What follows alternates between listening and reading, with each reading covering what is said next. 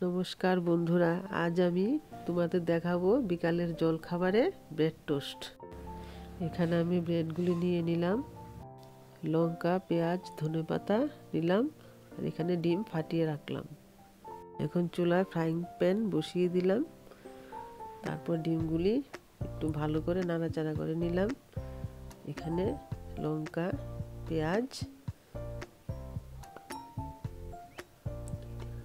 দিয়ে দিলাম, একটু নুন, হলুদ, লঙ্কা গুঁড়ো দিয়ে আবার ফাটিয়ে নিলাম। এখন একটু তেল গরম করে মেখে রুটিগুলি দিয়ে দিলাম, তারপর ভাজা হলে একটু উল্টে নিলাম।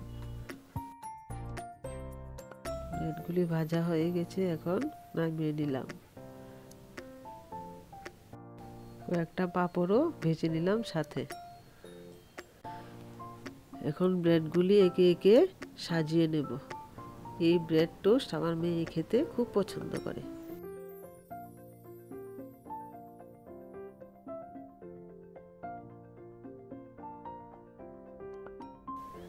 এই দেখুন, হয়ে গেল আমার বিকালের জলখাবার।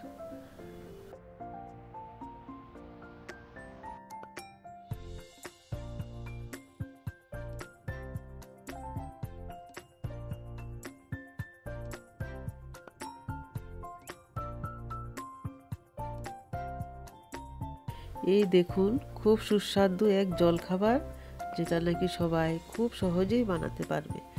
ধন্যবাদ সবাইকে। দেখা হচ্ছে আবার নেক্সট ভিডিওতে। Thank you.